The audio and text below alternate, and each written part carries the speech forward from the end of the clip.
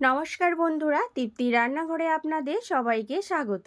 আমার ভিডিওটি কাছে কিংবা দূরে যে যেখান থেকেই দেখছেন না কেন, আশা করি আপনারা সবাই খুব ভালো আছেন। আমি আজকে সম্পূর্ণ গ্রাম্য পদ্ধতিতে ছোট পেঁয়াজ দিয়ে চিকেন কষা রেসিপি নিয়ে কিন্তু হাজির হয়ে গেছি। আপনারা তো অনেকেই অনেক ধরনের চিকেনের রেসিপি খেয়েছেন।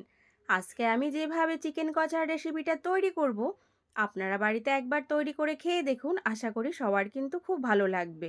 ভিডিওটি স্কিপ না করে পুরো ভিডিওটি দেখার অনুরোধ রইল। চলুন রেসিপিটি শুরু করা যাক।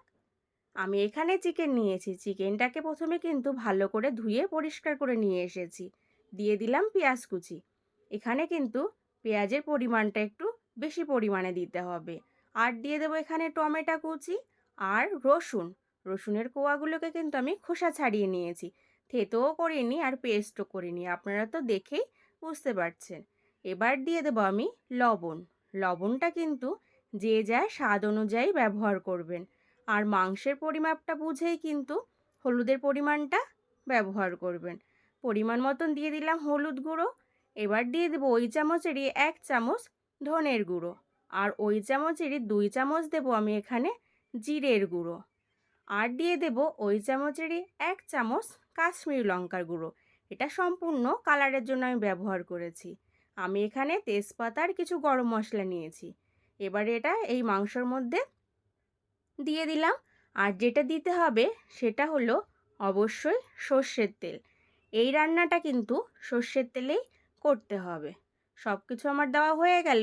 এবারে আমি হাত দিয়ে টমেটোর পেঁয়াজটাকে কিন্তু এইভাবে একটু প্রেসার দিয়ে ভালোভাবে কিন্তু মেখে নেব। আর কিন্তু এটাকে উল্টে পাল্টে ভালো করে কিন্তু মেখে নিতে হবে, যাতে মশলাটা মাংসর সাথে খুব ভালোভাবে মিশে যায়। এটা যত ভালো মেশানো হবে মাংসটা খেতে কিন্তু ততই ভালো লাগে। আমি যেভাবে মাখাচ্ছি আপনারা কিন্তু অবশ্যই এইভাবেই কিন্তু মেখে নেবেন। মাংসটা কিন্তু আমার মাখানো হয়ে গেছে। এখানে কিন্তু আমি দুটি উপকরণ দিতে ভুলে গেছি। সেটা হলো কাঁচা লঙ্কা আর আদা। এই পেস্টটা আমি আগে থেকেই করে রেখেছিলাম। সেই পেস্টটা আমি এবার মাংসটার মধ্যে দিয়ে দিয়েছি। মাংসটার মধ্যে যেভাবে আমি প্রথমে মাংসটাকে সব কিছুর সাথে মেখে নিয়েছিলাম, ঠিক একইভাবে কিন্তু আদা আর কাঁচা লঙ্কাটাকেও মেখে নেব, যাতে আদা আর কাঁচা লঙ্কাটা পুরোটাই মাংসের সাথে খুব ভালোভাবে মিশে যায়। আর ঝালটা কিন্তু নিজেদের স্বাদ অনুযায়ী একটু কম বেশি করে নিতেই পারেন। মাংসটা আমার মাখা হয়ে গেছে। এবার ঢেকে রেখে দেবো ওটাকে আমি 30 মিনিটের জন্য। গ্যাস অন করে কড়াই বসিয়ে দিয়েছি। দিয়ে দেব পরিমাণ মতন সর্ষের তেল।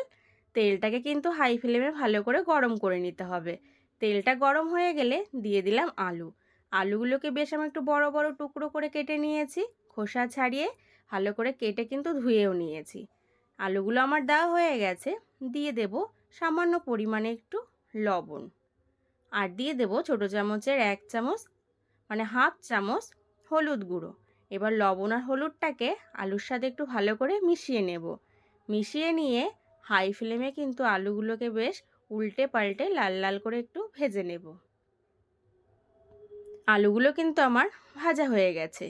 এর থেকে কিন্তু আলুগুলো বেশি আর ভাজার প্রয়োজন নেই। এবার ভালো করে তেল ছেঁকে কিন্তু আলুগুলোকে আমি একটা পাত্রে তুলে নেব।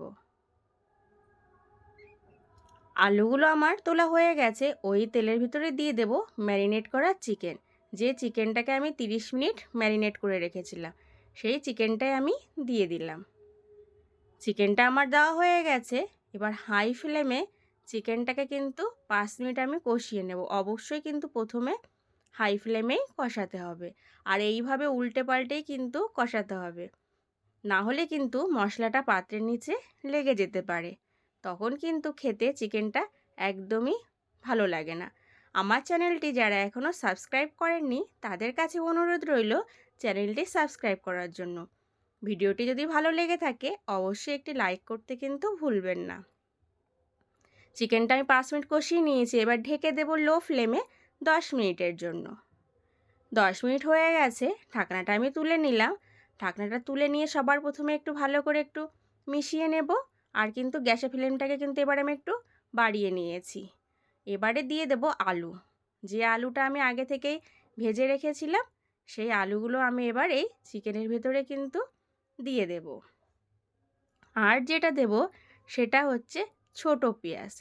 পেঁয়াজটা কিন্তু একটু ছোট ছোট নিতে হবে, বেশি বড় পেঁয়াজ দিলে কিন্তু এখানে খেতে ভালো লাগে না। পেঁয়াজগুলোকেও আমি খোসা ছাড়িয়ে কিন্তু ধুয়ে নিয়েছি। দেখুন আমি ছোট ছোট পেঁয়াজ কিন্তু ব্যবহার করেছি। পেঁয়াজের পেছন দিকটার মাথার দিকটা অল্প অল্প করে কেটে বাদ দিয়ে দিয়েছি। এবারে আলু আর পেঁয়াজটিকেও ভালো করে কিন্তু আমি মাংসর সাথে একটু মিশিয়ে নেব। মেশানো হয়ে গেছে, এবার ঢেকে দেব লো ফ্লেমে 15 মিনিটের জন্য। অবশ্যই কিন্তু লো ফ্লেমে ঢেকে দিতে হবে। 15 মিনিট হয়ে গেছে, ঢাকনাটা আমি তুলে নিলাম। আমি কিন্তু মাঝে একবার ঢাকনাটা তুলে মিশিয়ে দিয়েছিলাম। এখন দিয়ে দিচ্ছি এখানে ভাজা মশলার গুঁড়ো। ভাজা মশলার গুঁড়োর মধ্যে আছে গোটা জিরে, গোটা ধনে, গোটা গরম মশলা, শুকনো লঙ্কা, তেজপাতা। শুকনো কড়াইতে ভেজে আমি কিন্তু গুঁড়ো করে নিয়েছি। অবশ্যই কিন্তু শুকনো কড়াইতেই ভাজতে হবে। আর দিয়ে দিলাম ধনেপাতা কুচি। এবার এই ধনেপাতা কুচি আর ওই ভাজা গুঁড়োর মশলাটা ভালো করে আমি মিশিয়ে নেব। আমি এখানে ভাজা গুঁড়োর মশলা ব্যবহার করছি, আপনারা চাইলে কিন্তু সানরাইজের গরম মশলার গুঁড়োও ব্যবহার করতে পারেন। কিন্তু ভাজা গুঁড়োর মশলাটা দিয়ে এই চিকেন কষা রান্না করলে খেতে কিন্তু অস্বাভাবিক লাগে, খুব সুন্দর লাগে। আলুগুলো কিন্তু আমার গলে গেছে। গ্যাসের ফ্লেমটা কিন্তু আমি বন্ধ করে দিয়েছি। আমার কিন্তু গ্রাম্য পদ্ধতিতে ছোট পেঁয়াজ দিয়ে চিকেন কষা রেসিপিটা কিন্তু পুরোপুরি তৈরি হয়ে গেছে। এই রেসিপিটা দিয়ে আপনারা লুচি, রুটি, পরোটা, প্লেন রাইস, এমনকি ফ্রায়েড রাইসের সঙ্গেও কিন্তু পরিবেশন করতে পারবেন।